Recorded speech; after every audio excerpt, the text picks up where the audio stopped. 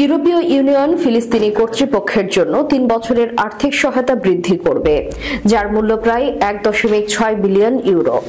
মধ্যপ্রাচ্যের জন্য দায়িত্বপ্রাপ্ত ইউরোপীয় কমিশনার রয়টার্সকে এক সাক্ষাৎকারে এ কথা বলেন।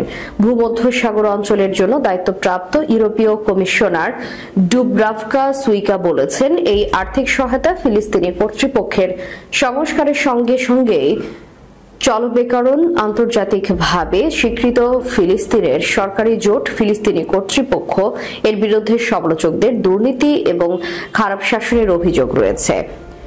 সুইকা বলেন, আমরা চাই আন্তর্জাতিকভাবে স্বীকৃত ফিলিস্তিনি কর্তৃপক্ষ নিজেদের সংস্কার করুক, কারণ সংস্কার না করলে তারা যথেষ্ট শক্তিশালী এবং বিশ্বাসযোগ্য হয়ে উঠবে না। কেবল আমাদের জন্যই নয়, বরং ইসরায়েলের জন্য মধ্যস্থতাকারী হতে পারবে তারা।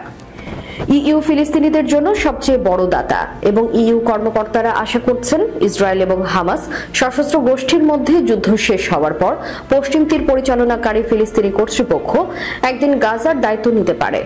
তবে ইসরায়েলি প্রধানমন্ত্রী বেনিয়ামিন নেতানিয়াহুর সরকার এখন পর্যন্ত গাজাকে পিএ এর কাছে হস্তান্তরের বিষয়টি প্রত্যাখ্যান করেছে এবং ইইউ এর দ্বিরাষ্ট্রীয় সমাধানের বৃহত্তর লক্ষ্যকে এড়িয়ে গেছে, যার মধ্যে একটি ফিলিস্তিনি রাষ্ট্র প্রতিষ্ঠা অন্তর্ভুক্ত থাকবে।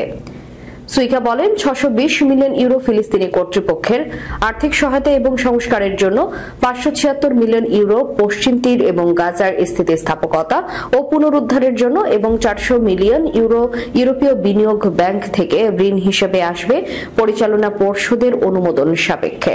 তিনি বলেন, গত ১২ বছরে ফিলিস্তিনি কর্তৃপক্ষের জন্য গড়ে ইইউ সহায়তার পরিমাণ প্রায় ৪০০ মিলিয়ন ইউরো। সুইকা বলেন, আমরা এখন ফিলিস্তিনি কর্তৃপক্ষকে বিশ্বাসযোগ্যভাবে বিনিয়োগ করেছি।